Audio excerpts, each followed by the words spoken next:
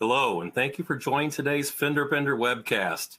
Our topic this afternoon is bringing ADAS calibrations in-house, a conversation with Josh McFarlin of AirPro Diagnostics, and it's sponsored by AirPro Diagnostics. I'm Jay Sicht, Editor-in-Chief of FenderBender, and I will be moderating today's session. Before we dive into today's discussion, let me explain how you can engage with us during the webinar. If you encounter any technical issues, please type your concern into the Ask a Question box beneath the video window on your screen, and a member of our team will assist you. We also encourage you to submit your questions throughout the event. We will address as many as possible during the Q&A session after the main conversation, but feel free to send in questions at any time using the Ask a Question box. Lastly, please note that today's session is being recorded and will be available on the FenderBender website within the next week. You will receive an email notification once the recording is live. Now, it's my pleasure to introduce our speaker.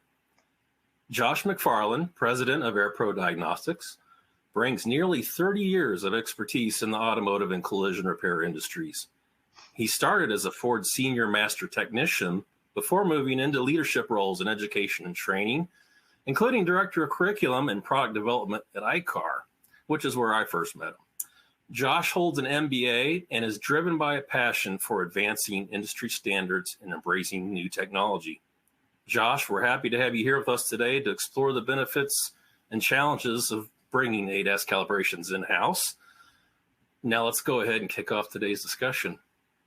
Thank you, Jay. Josh, what common misconceptions would you say that shops have about the process of performing ADAS calibrations? So, this is one of those things that I think every time I explain, provide an answer to that question, I have a hard time kind of accepting that this is still where we are. And what I mean by that is, as you kind of indicated, I got my start in the automotive industry almost 30 years ago, and it was on the mechanical side of the industry. And for the first 15 years or so, I was on the mechanical side of the industry, starting off as a technician, working at a Ford dealer and that sort of thing. And like, it was always very commonly understood on the mechanical side that there may not be a light on the dash, and there can still be faults or issues with the vehicle, including diagnostic trouble codes that have been set, but they just haven't turned on a light. And sure. Like when I first got into the collision repair side of the industry in 2013, when I took the role at iCar, and I started going to conferences and CIC and things like that. And admittedly, this is when scanning and diagnostics were, I think, really getting some momentum as a topic. And ADAS wasn't really even talked about yet. It would be a couple more years before we started really talking about ADAS and calibrations. Even though it was starting to happen at that time, we were trying to get people to understand that you've got to use a scan tool to check for DTCs, before and after the repair to figure out what's going on with the car. I remember that we were kind of still walking before we could run at that time. Yeah, absolutely. And so from my perspective, I remember like having this conversation at the time with Jason Bartonen, who was, kind of my counterpart there at iCar. I'm like, what do you mean? Like, everybody doesn't get that you can have faults when there's no light on? And I think part of it is there's a lack of understanding on why. So I'll take a second and just explain why you can have a fault but not have a light. And it's because the OEs are measured on quality. And one of the measures for quality is how often the vehicle has to get brought in for service. So let's just have a hypothetical scenario where the car has identified a problem, right? It's run a self-test on itself. It's identified that something's not working correctly, but there's a redundant option where it can still get suitable information from some other sensor, some other input, and continue to operate safely. Well, if that's a scenario, it's not going to turn the light on. It's just going to set a fault that says, hey, I can't do this, but I can still use this other data and be okay. So I'm going to let the owner continue to operate the vehicle, and I'm not going to try and get them to bring it into the dealership for, a warranty issue or a service issue. Let's see if it'll wait until the next oil change, right? The next scheduled visit. Sure. And so that's the motivation. Don't turn the light on until you have to. Don't inconvenience the customer if you want to be glass half full. Don't incur a ding on the quality kind of report card that, somebody like JD Powers or whomever is measuring against you as a manufacturer, if you want to look at it from a glass maybe half empty perspective. But either way, the motivation is still the same. And I don't think there's anything wrong with it. I think it's perfectly fine. I don't want the light on. I don't want to have to go to the dealership more often than I have to get things resolved if I can still operate the vehicle safely, both from my perspective and the safety of the vehicle's perspective, the longevity of the vehicle. Okay. Sure. So, I think that's probably still the biggest misconception. And so, I deal with collision repair and glass customers for our products and services. And I think if I kind of extrapolate that out and give you kind of a more current day example, you can go to any number of social media sites and join what are hundreds and hundreds of expert groups, right? And so I'll just pick on Facebook, and you can go join into whatever discussion that is, whatever group it might be, about glass or about collision. But I'll pick on glass for the moment, and you get into that arena, and you'll find somebody right now today. I'm sure I can go find a new post from someone that will say, hey, listen, I had to replace the glass in this car. It's got a forward-facing camera.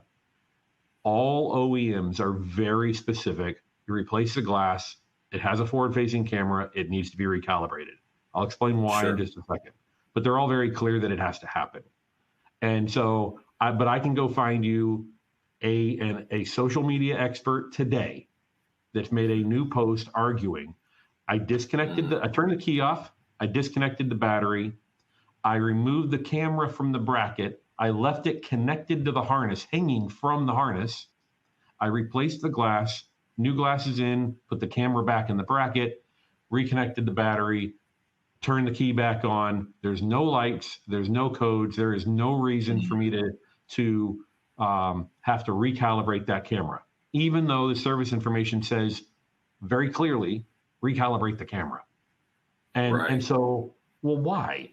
And because when I engage in a conversation with somebody like that, obviously they're willing to ignore what all the service information says. So I'm left with, well, aren't you in business to repair vehicles and get paid to repair them? So why are you looking for reasons not to? I'm not talking about how much you should charge. I'm not talking about what your margin should be. But the point is, there's an operation that needs to be performed. Why are you looking to justify reasons not to do it? That's a good point.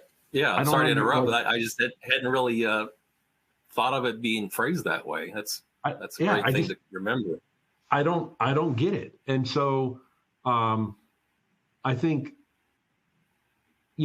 just real quickly, the reason why that calibration is needed, just because I don't think a lot of people think about it this way, is that camera is looking through the glass.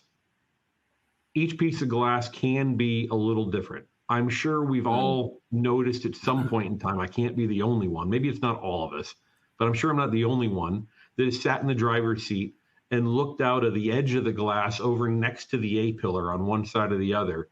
And as you get kind of outside of the main field of view, you get over towards that curvature part, and you can see, kind of the waviness in the glass. And it can be OE glass, it could be aftermarket glass, it doesn't matter.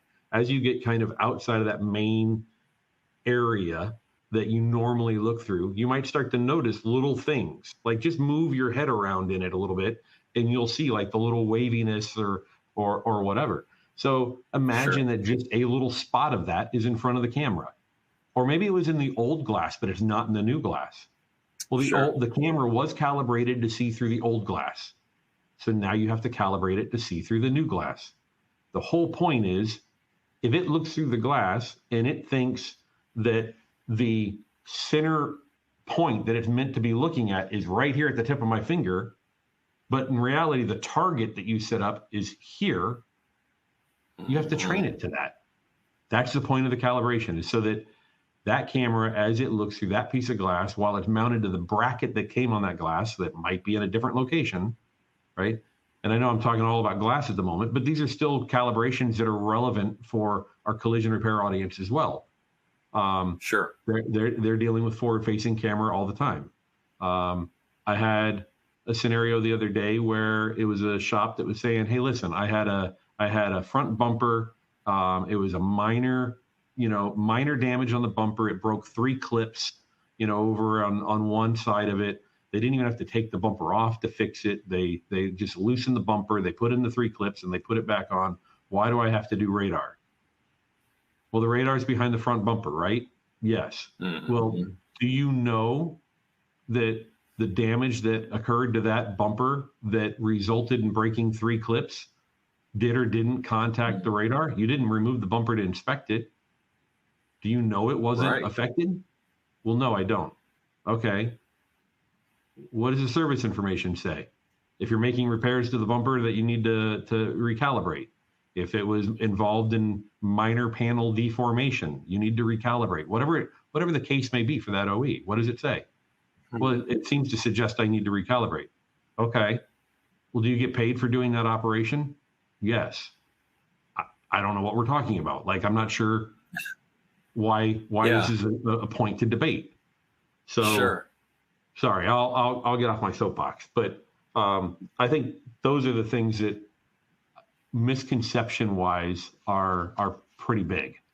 I think the other one is maybe a little bit more forward looking, but I'll save that because I think we've got a question about that possibly next.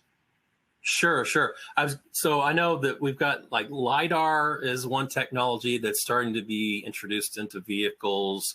There's just more and more vehicles that are becoming equipped with various ADAS features. How do you see the role of ADAS evolving in the next few years, and how should our shops prepare for these changes?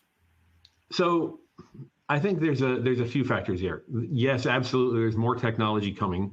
There's a lot of people with different hypotheses on how it's going to evolve. So I'll address a couple of those. One, today, you typically are either dealing with a static or a dynamic calibration. Generally speaking, you can say that static calibrations are represented in the Asian fleet and about half the European fleet, and the dynamic calibrations are represented in the domestic fleet and the other half of the European fleet. Just generally speaking. I think, and then you have the anomaly, right? You've got Tesla that is doing at least some of their calibrations with the ability to self-learn, where there really isn't any action that has to be taken by a repair facility. So let's address that one first. I think I do not expect other OEs to follow the self-learn calibration model. And the reason for that is, I think in doing that, you are shifting any potential liability back to the OE. And I don't think the OE is anxious. I don't think most are anxious to go take liability on if they don't have to. Right. And the way that would start to look is they're now saying they'd have to be in a position where they say, I feel confident enough that Jay, when you repaired this vehicle, you repaired it correctly, that I now want to allow the calibration to relearn on its own. And I feel so good about my software and that that allows for that recalibration to happen automatically, that I'm going to stand behind all of that and I'm going to feel good about it when the customer engages, Blue Cruise or Super Cruise or whatever version of hands-off driving there may be, right? Whatever level of autonomy may be available. And so I don't think that's going to happen. I don't think we're going to end up in a place where the OEs want to do that. What I do think will shift is I think you'll see more options, and we're starting to see them now. I think Toyota is one that's recently started doing this, where maybe the default setting is static, but they give you the option to choose a dynamic calibration as an alternate. And I think we'll start to see more of that. And I think that'll, and in that case, again, I'm pretty sure it's Toyota, but I know there's one that's doing this. Let's assume for the moment that it's Toyota. And what they're doing is they're saying, okay, are you ready to perform the static calibration? And the technician has the option to say, no, I'm going to do a dynamic. And then you've got a drop-down list to choose on why. And they're recording that information. Now, I think what they're looking for is they're trying to understand, okay, you're in, Manhattan, right? Mm-hmm. And you don't have the space potentially to do static. Or you're in Manhattan and maybe the weather or the road conditions or traffic conditions don't allow you to do dynamic, right? Same goes for Minneapolis, St. Paul. You're in Minneapolis, St. Paul, and it's February. Got it. You're not going to get good, clean road lines and things like that. So it's not going to work. Let's go to static. I think just having that flexibility that allows it to be kind of situationally driven is helpful.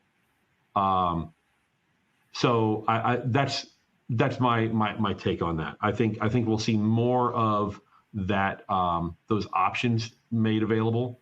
And if you think about it in terms of the domestic fleet, let's just pick on them for a second, them being all dynamic. Today, they're all calibrated static on the assembly line. So they're capable of being calibrated in a static setting. It's just that today the manufacturers have elected for it to be done in a dynamic way. But regardless of what technologies these various vehicles are using or that we expect them to use in the future, static calibration is still going to be a big part of that, right? For the foreseeable future. Absolutely. I don't see that going away. Okay. Right. I don't see that going away. And I think when you look at the number of the number of brick and mortar facilities that are coming up all around the country,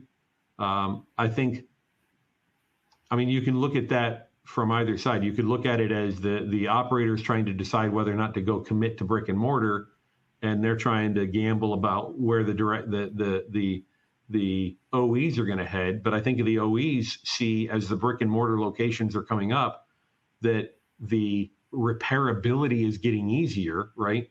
That the capacity of the industry to service their vehicles is coming up as well. Then that makes it easier for them to stick with that model.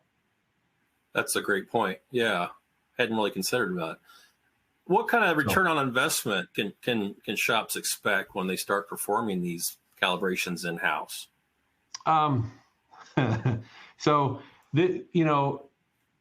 I think this comes down to decisions that the shop has to make about tooling. They have to make about their staffing model and whether or not they're working with a partner or a vendor, or they're doing it all themselves, whether or not they're subletting it all out and sending it to the dealer, et cetera, right? There's a lot of different variables here. But what I'd say is that generally speaking, throughout the industry and the people that I'm talking to on a regular basis, they're all getting into it because of two reasons. One is they're recognizing it's work that needs to be performed, but two, and perhaps more importantly, at least more relevant to the question, is because there's money to be made, right? And that shouldn't be viewed as a bad thing. This is a theme we keep coming back to in this brief conversation. But the point of being in this industry is to perform work on cars, repair them, get them back to pre-loss condition, and get paid for doing the work. And there is money to be made in performing these tasks, and doing it correctly. And that money should be more than just getting reimbursed on an invoice. Right. There should also be labor operations that go along with that. So let's just say hypothetically you're using AirPro and we're operating the software. Well, you're still setting up a target and getting the vehicle prepped and doing those types of things. There's still labor operations that go along with that. And if the only thing you're doing is passing along an invoice for our bill, I think you're leaving, you're shortchanging yourself, because you're not covering for the labor that went along with getting the vehicle set up, getting the target set up, et cetera. And I'm abbreviating. That's not an exhaustive list. Mm-hmm. When they're preparing or they're in the transition phase to in-house ADAS calibrations, what are some of the main challenges that shops face in prepping for that, Josh?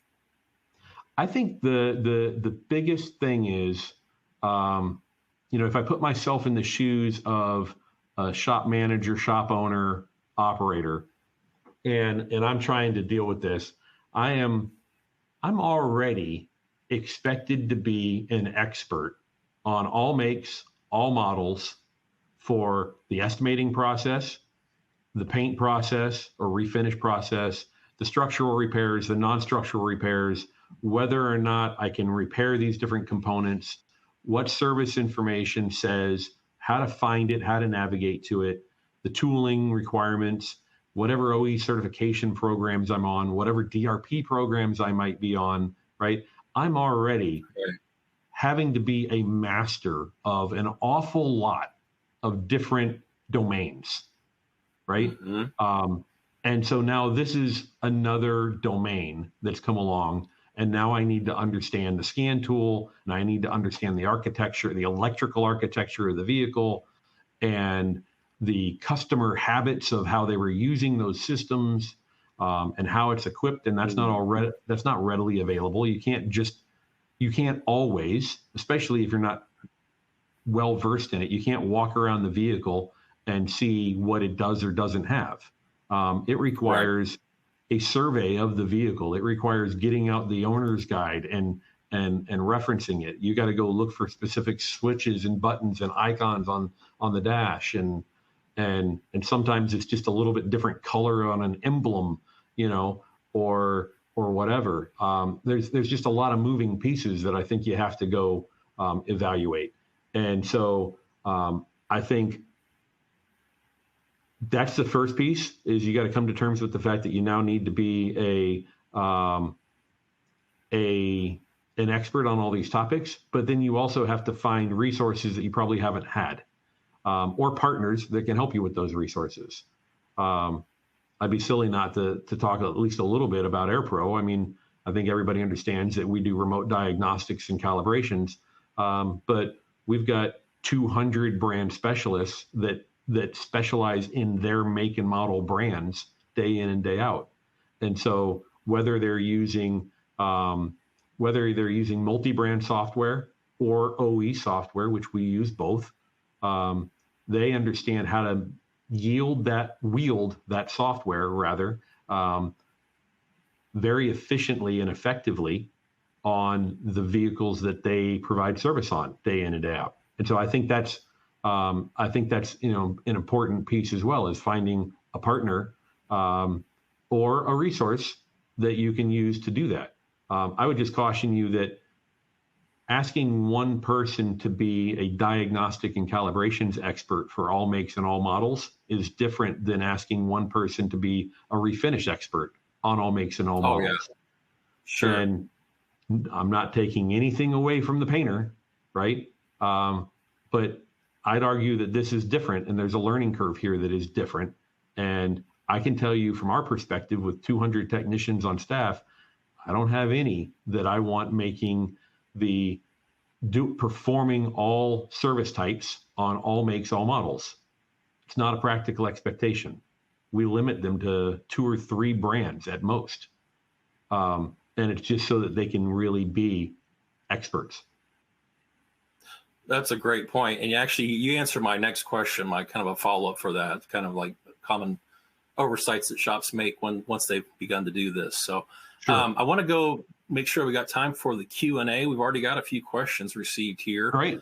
Quick reminder to everybody, if you'd like to submit a question, type your question into the Ask a Question box and hit the send button. First one's real quick.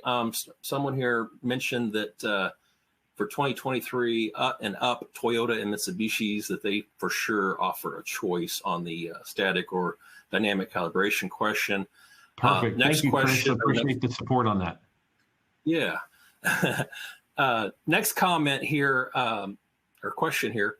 Josh, yesterday I received an email from the manufacturer of one of my scan tools cautioning that I need to use only their target system with their scan tool.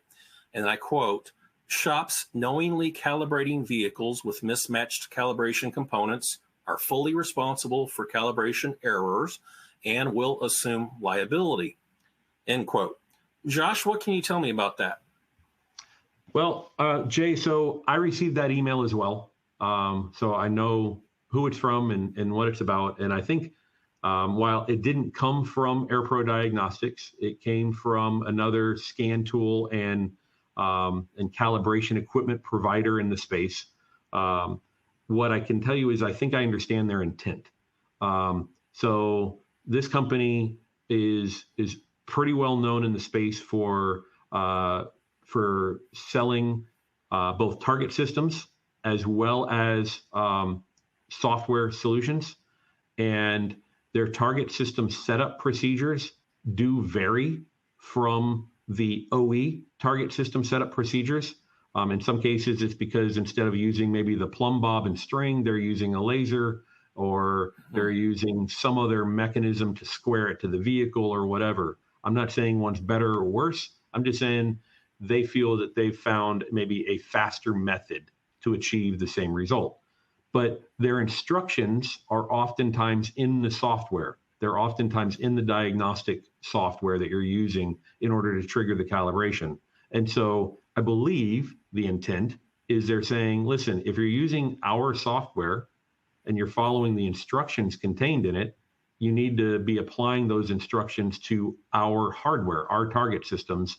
Otherwise, you're going to end up placing someone else's target incorrectly, and you may produce an incorrect calibration result. So that's my take on it. I'm not a representative for that company, but I think that's the intent behind it. I can say we've got plenty of customers that use our Augie device for forward-facing camera calibrations and use this software from this other organization and in order to do recalibrations for the forward-facing camera.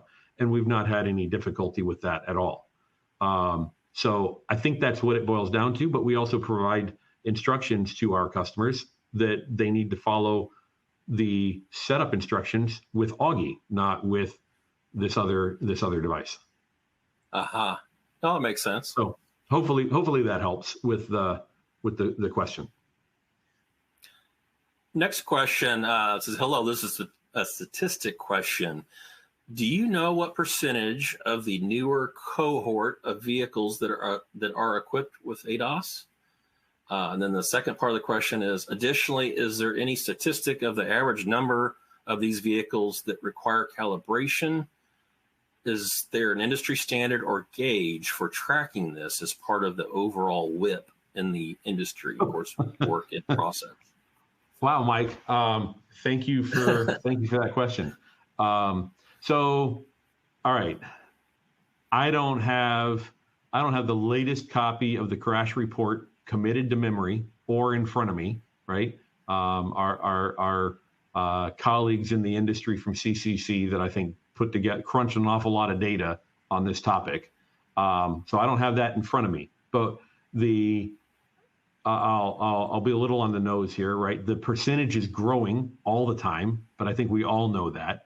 I think if you look at the 2024 and forward model years, you've got a couple of features that are now standard or required. Auto emergency braking is one of them. Auto emergency braking as a feature requires the presence of a camera and or front radar, depending on the manufacturer. Subaru does it all with a camera. Most others use a combination of a camera and radar. So I think that's getting us to the point where you're going to have at least a component that requires calibration. But then it gets to when is the calibration required? And that's a moving target, no pun intended. You have instances where like a Honda or a GM have said any minor panel deformation, which is hard to say any faster than that, at least for me. But any minor panel deformation requires a recalibration of these different ADAS components. And minor panel deformation anywhere on the vehicle, because it may have been enough to jostle or move one of these features, or components rather. So, and then is there an industry standard or gauge for tracking this as part of the overall WIP? I think at this point, the numbers are supposed to be somewhere in the neighborhood of 40% of all repairs should have some sort of calibration line item associated with them. And I think the latest measurement of what was actually there was still high 20s.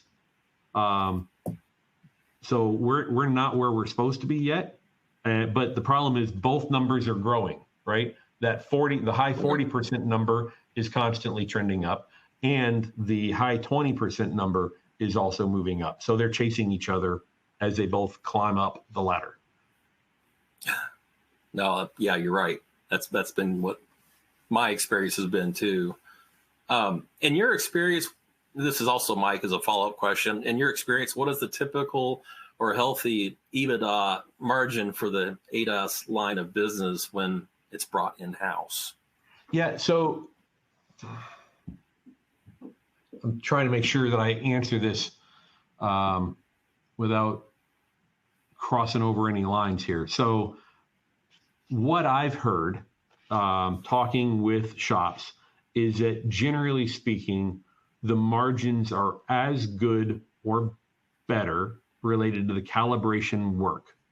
But what leads to that is a whole lot of different options, right? So are you doing all of that in your existing facility underneath your existing roof as part of your existing business, or have you created something freestanding that is a standalone business for calibrations? And I think many that are doing it well are setting up a separate business and they're farming their calibration work to that business, but they're also doing that in such a way that they can take calibration work from others in the area, sort of a hub and spoke model.